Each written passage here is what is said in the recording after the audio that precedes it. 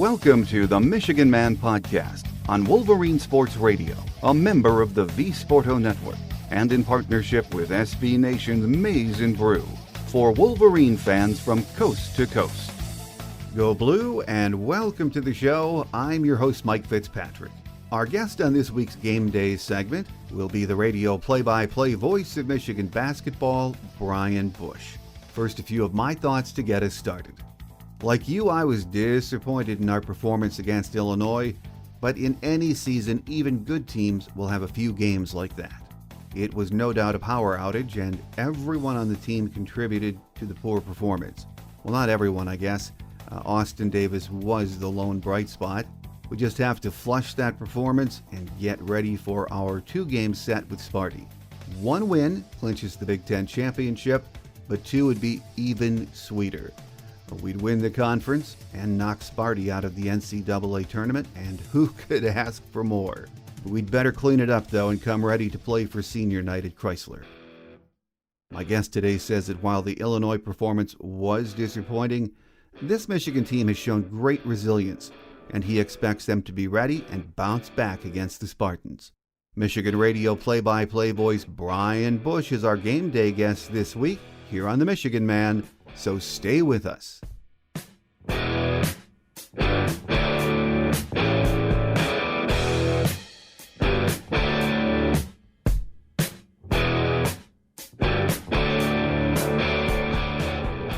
Here with us on our Game Day segment to take a look back at what happened in Ann Arbor Tuesday night against the Fighting Illini is Michigan radio play-by-play voice Brian Boesch. Once again, great to have you back with us, Brian.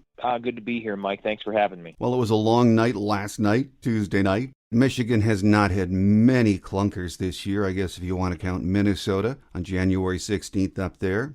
Last night at Chrysler against Illinois. But we have to realize good and great teams on a long season are going to have those nights, aren't they? Yeah, especially in this league. And that's what has been so special about this group throughout the season is that they kind of made winning seem like a preordained deal. They made blowouts seem like they were the routine, the norm, something that was common. And then when not only you lose, but you lose in the way that it happened, in a way that Michigan has dished out so frequently this season against good teams, and that kind of takes you aback. But I think the reality is Michigan just played really poorly, and Illinois came in with a fire, a passion, an energy level that Michigan in most games this season would have been able to come close to or match, but they just weren't anywhere close to that on Tuesday night. So, there's certainly some concerns. I'm not, saying that Juwan Howard and this coaching staff will go in and say, all right, guys,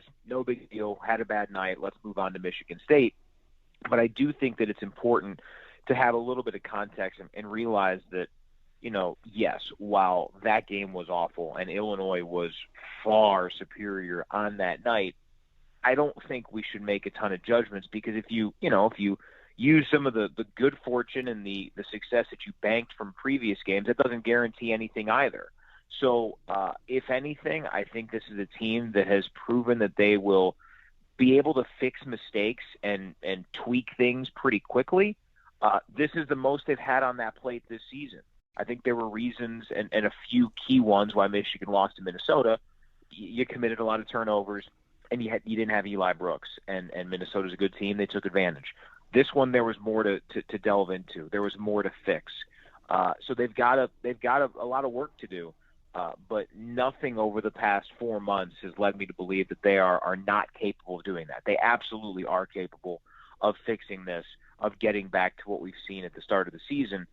It's just, weird things happen, especially late in the season. And to me, it's a lot more of a tipping of my cap to Illinois than it is huge concerns about the long term for Michigan. When we were watching it, was there a point for you, Brian, in the first half where you just thought, hey, Michigan just doesn't have it at all tonight? I mean, there were a few. I looked at, the Hunter Dickinson 0 for 2 at the free throw line. The guy had made 16 in a row. He was humming along. Just seeing Andre Curbelo get a few friendly rolls.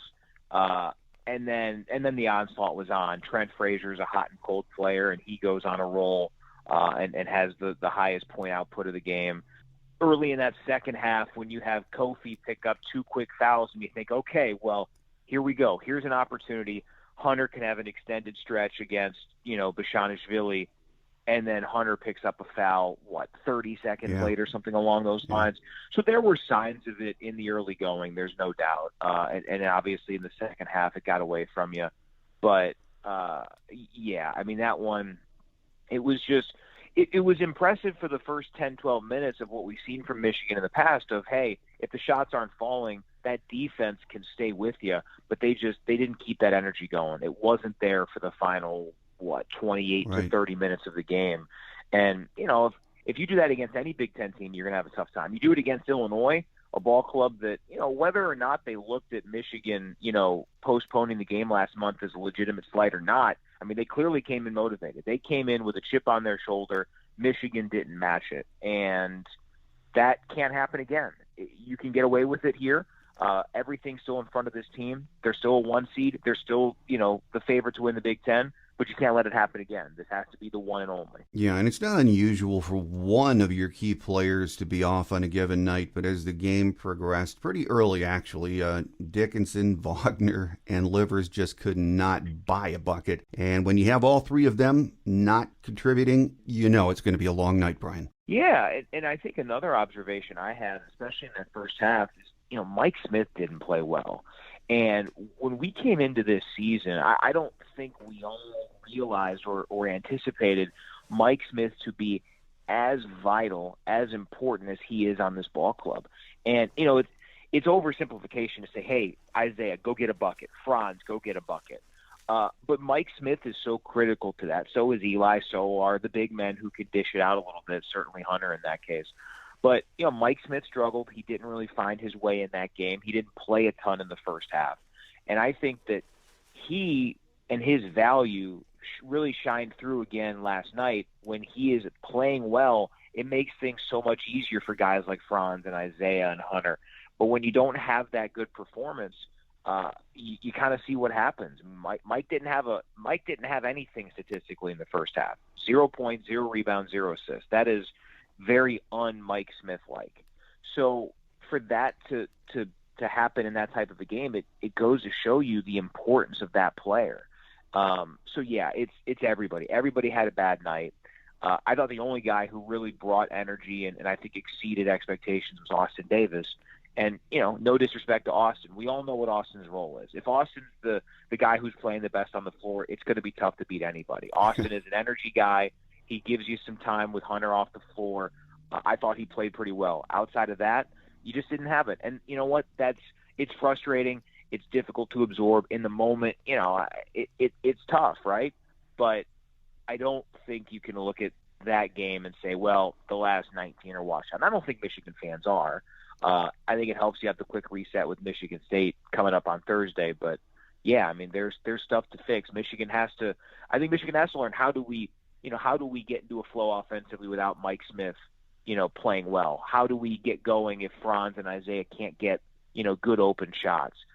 If Hunter's facing a guy like Kofi Coburn, there are questions there that Michigan has to answer. And I guess, if you want to look at it from a bright side, at least they found all these in one game and they didn't just have a few games that, that cost them, a few more games in the standings. Obviously that's grasping at straws, no doubt. It all came crumbling down in one game, but this team can build it back up. Well, the anticipated Kofi Cockburn versus Hunter Dickinson showdown really didn't have a chance to develop, did it, Brian? No, and I think it did. We did see some of it, and this was the most neutralized we've seen Hunter Dickinson. Kofi is a load. I mean, just the way that he utilizes that 7-foot, 285-pound frame. He didn't really have a huge impact on the game offensively. He obviously made a few plays and got some of his normal production, not his normal production. But, I mean, defensively, you could tell that was a much different assignment for Hunter Dickinson versus Travion Williams, Luka Garza, Trace Jackson Davis. I mean, the bigs at Wisconsin. Hunter had some issues getting going. He didn't get the shots to fall. And that's a great learning experience for him. Hunter has exceeded every realistic expectation of this season. He has been one of the best players in college basketball. but Kofi's just a different dude. He's unique. He's as big as you're going to find in terms of just girth, width, and then you throw on the fact that he's 7 foot. So to me, I think there was enough to glean from that. But yeah, we didn't get the full experience just because the game was lopsided most of the second half. There was some unevenness with foul calls on both sides. Both got into some foul trouble. Dickinson in the first half, and that's what really got away from Michigan. Dickinson went on the bench, and Michigan, I think, was -7 or 8 during that stretch with Dickinson having 2 fouls. And then again, you have the glimmer of hope with Kofi having 2 quickies in the second half to get to 3, and you can't take advantage. So I can tell you this: the way Hunter's wired, he wants another crack at Kofi. Of course, Michigan would love another crack at Illinois, and it could come as soon as next week. Who knows? That Kofi versus Hunter thing didn't quite materialize, but when it did, Kofi had the advantage. There's no doubt about it. Well, on the ESPN coverage last night, Jay Bilas thought this could be the kind of loss that really rattles Michigan. I don't know how much of them he's seen all year, but with a veteran team, I really don't see that happening this late in the season. Do you? No. I mean, here's the reality. I think, we can always find narratives and find things to say, think about coming off the pause. Well, they're either going to be well-rested or they're going to be rusty. A team like Gonzaga, well, they're either just so talented that they've beaten all these teams, or come tournament time, they haven't been battle tested because they haven't played close games. I mean, you can find your narratives, and narratives will be made in the negative for, 60 of the 68 teams that play in the NCAA tournament. You'll have a few of the lower seeds that, go on magical runs, and they're looked at as having a success. And then you've got, the Final Four national championship teams that, have a positive feeling about it. So you're going to find those narratives. If Michigan loses in the NCAA tournament, I don't think it's going to be because of Illinois and because of this game. This certainly gives teams a lot more film to digest on what to do to Michigan to affect them and to, have better chances to win. But, I mean, that exists on everybody. It still was out there for Michigan, even though they had only lost 1 game. That film existed. It was just a little bit harder to come by. I think this makes it a little bit easier on opposing teams' video coordinators. I don't think this exposes Michigan in a way that, shouldn't make you confident come tournament time. Again, we all look for storylines. We all look for narrative stuff along those lines. But, I mean, I really like the fact that Michigan State's on the slate on Thursday. Michigan State's playing better. That's a rivalry game. This is a quick focus and a quick flip. I'd be surprised if many guys on that Michigan roster are sitting here right now as we're recording this on Wednesday morning, still, really bummed out about that game. You've got to immediately flip the switch. And what better team to have coming to town than Michigan State to do just that? Yeah, and part of me thinks before the Big Ten tournament, before these two with Michigan State and the NCAAs, getting beat maybe is not a bad thing, because having to realize, you need to bring it every night, you need to make corrections and refocus at this time of the year, that's not a bad thing. No. I think because this team has guys like Isaiah Livers, Eli Brooks, Franz Wagner. I mean, Hunter Dickinson is well wise beyond his experience in the college ranks as a freshman. This is a team that reacts well and responds well. And, it's funny. I was thinking about the line I heard really the last time John Beilein spoke as a Michigan head coach after the Texas Tech game. He said it was a bad game to have a bad game. Well, this wasn't the worst game to have a bad game. It wasn't an ideal time to have a bad game, but this wasn't a deciding factor. I mean, you think about it. Everything is still on the table for this team. Now you've got a little extra fire. And we've seen what Michigan has had when they've had a little extra chip on their shoulder. And we saw it last night with Illinois. I mean, that was as big of a regular season game for Illinois as they've had this season. And give them credit. I mean, that's not a knock. That was as crisp of a game as I've seen, and it was without their best player. So, yeah, if Michigan plays Illinois again, you're a little nervous as a Michigan fan, of course. But you have the ability now to take what happened, compartmentalize it, and drag out the lessons from it and move forward. Michigan had, you think about last season, Michigan had some gut punch losses in that season a year ago. And it really was a question. You talk about narratives and things to discuss between games. Well, how would first-year head coach Juwan Howard deal with it? And you had the Dosunmu game winner. You had the Jersey rip against Ohio State. And there were others. And Michigan down the stretch last season, until they ran into a couple of good ball clubs, they figured it out. They won at Purdue. They won at Rutgers, the only team to do that. So that doesn't mean that last year's team was going to be a Final Four team if the tournament played. That doesn't mean Michigan's automatically going to, flip the script. We're in March now. This is one and done for a lot of these situations. So it's a small sample size.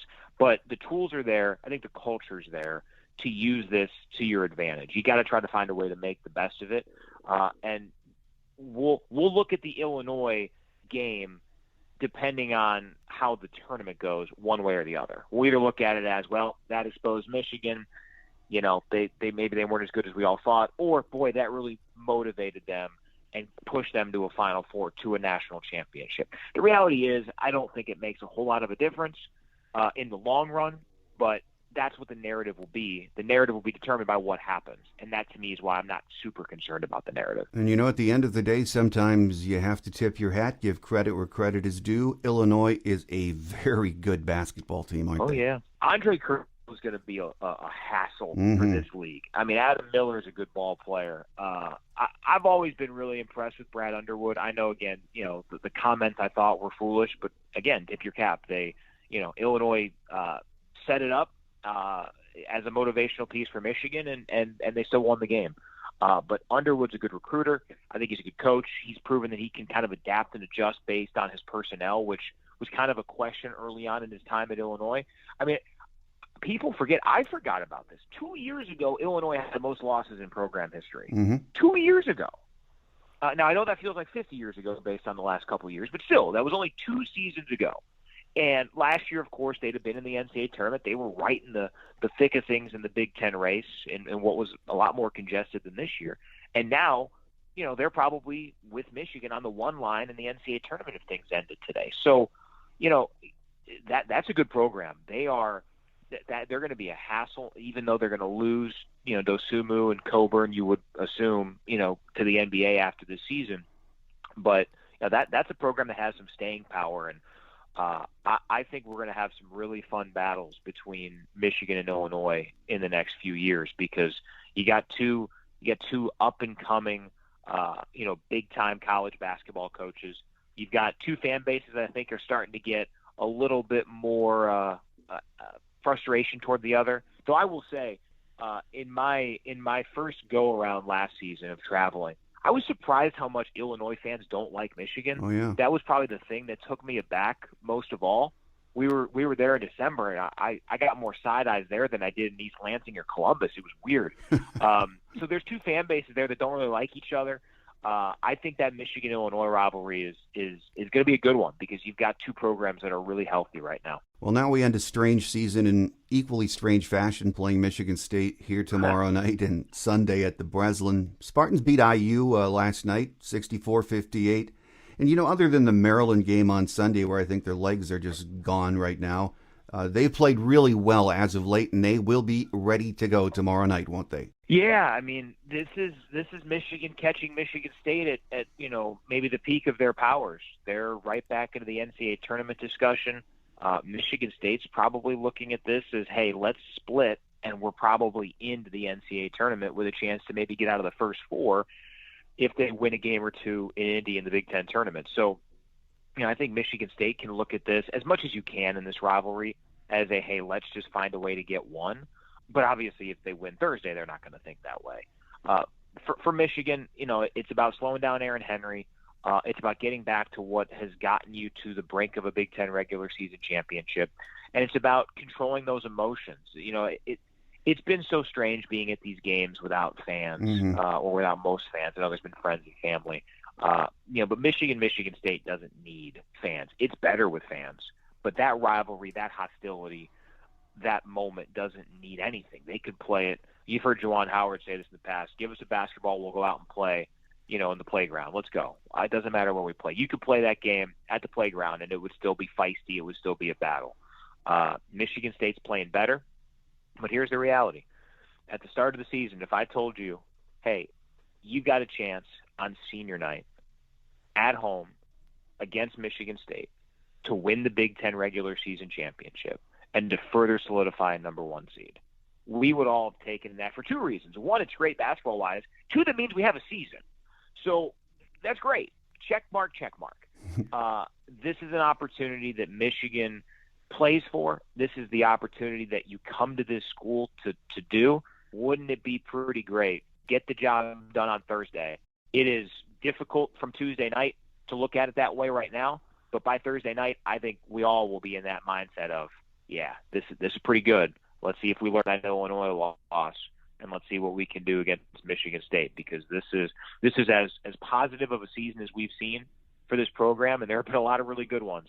And if you get a couple against State this week, that even adds to the mystique of the season. Well, right now we're considered a number 1 seed if the season ended today, and it's not. The thing is that can change really quickly if we stumble here in the last 2 regular season games or in the Big Ten tournament. Isn't that right, Brian? I think Michigan can afford one more loss and still be on the 1 line just because there's been so much carnage underneath them. I mean, you've got Gonzaga and Baylor. Those have been the top 2 all season. Until this week, and then Michigan loses. Illinois, I think, has solidified itself as that number 4. So I don't see the team. Maybe it's Alabama. If they just keep rolling in the SEC, that could potentially pass them. I don't think another Big Ten team can, because Michigan beat Iowa, Michigan beat Ohio State. So even if one of those 2 teams beats you en route to a Big Ten tournament title, it's still basically even, and I think Michigan has the better resume overall. So I don't see a realistic path for Michigan falling below the top 2 seed. So and is there a huge difference between being the 4th one and the first 2? This season, not really, right? I mean, maybe last year you might prefer to be the top 2 because then you can be closer to your travel spot based on the region. So I'm not sweating it too much from a tournament seed. If Michigan finishes with a 4-game losing streak, then yeah, they're probably not a 1 seed, probably a 2, and there's some more teams that can, claim, hey, we're playing better at the end of the season, Villanova, whoever. But I don't see how any team outside of Illinois and Alabama that can legitimately jump Michigan. So it's weird. Normally I'm locked in on bracketology, but this year, because Michigan's been so dominant, there hasn't been much of a need. I think this team is almost certainly going to be a 1. The worst it can be is a top seeded 2. And again, I'd take Michigan against any team in the country right now. Not the performance on Tuesday, of course, but this is a team that has all the tools. It has the capability of making that run. And once it gets to March and it gets to the tournament, then it's about matchups. You don't have to worry about playing a Big Ten team all the time. You might still see a couple Big Ten teams in the tournament because there's going to be, 9 or 10 of them. To me, barring a collapse, this is a 1 seed, and I don't think there's much to worry about from that standpoint. Well, final question before we let you get away, Brian. Big Ten tournament coming up next week down in Indianapolis. It's, of course, going to be very different from those in the past, but with this conference so loaded up, I'm really excited. This is going to be some great basketball, isn't it? Oh, I mean, just with the fact that, we were so close to playing it last season, and Michigan was literally on the floor getting ready for a game against Rutgers that, man, that was going to be so much fun. They'd played 2 great games. Rutgers was trying to solidify its tournament bid. Michigan felt pretty comfortable, but hey, you never know how things can work out. Stuff can happen.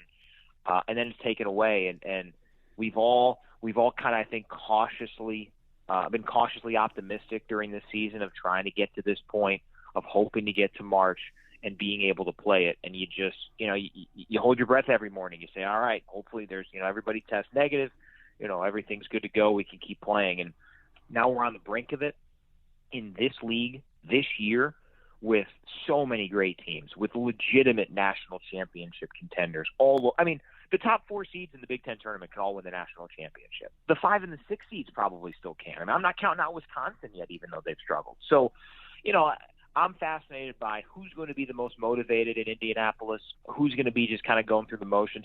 It's going to be really fun basketball. I wish we were back to normal where fans could be there, throughout the entire arena. the reality is we'll take what we can get. And I think we're going to get a tournament that's going to set up the Big Ten to have some really high seeds and a real chance to finally break this national championship drought. So I can't wait. I'm ready to go, but let's get a couple against Sparty first. Oh, absolutely. First things first. Here with us on our Game Day segment this week on The Michigan Man has been radio play-by-play voice Brian Boesch. Brian, you've got a crazy schedule, so we appreciate you taking the time this morning to chat with us, and we look forward to having you back during the tournament and visiting very soon. No doubt. It was therapeutic today to talk through that Tuesday game, so it was beneficial for us all. I appreciate you having me, Mike.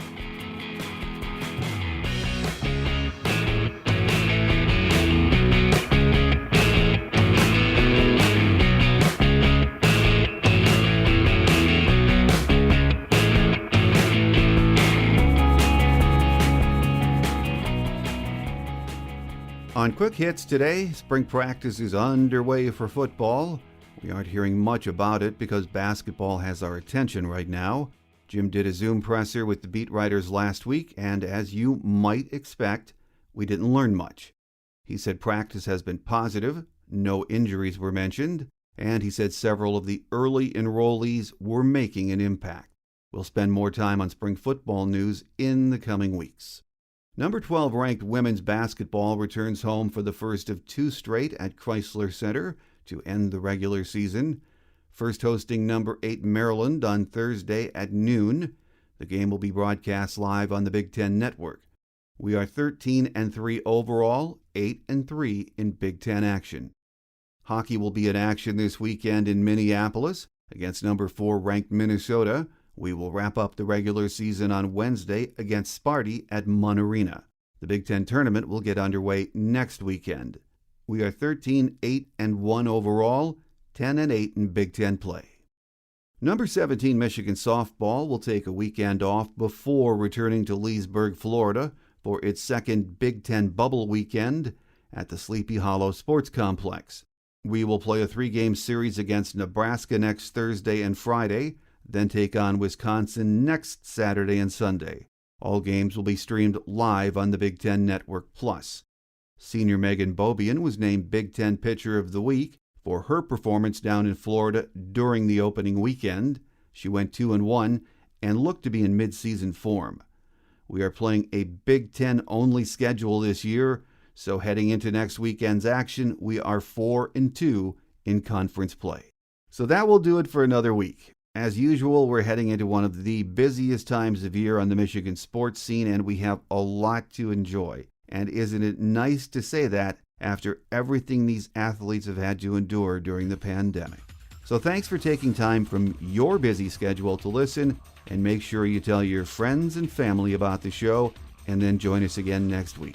I'm your host, Mike Fitzpatrick. Have a great Wolverine week, everyone. Until we meet again, take care. And as always, go blue. Thanks for joining us today on The Michigan Man, here on Wolverine Sports Radio, a member of the V Sporto Network, and in partnership with SB Nation's Maize and Brew. Our listener lines are open 24/7 for your calls at 313-263-4842. That's 313-263-4842. Or email us at themichiganmanpodcast@yahoo.com. That's the Michigan Man Podcast at yahoo.com. The Michigan Man Podcast is produced at the studios of Robin Lynn Productions, Allen Park, Michigan, and is not affiliated with the University of Michigan. Go Blue!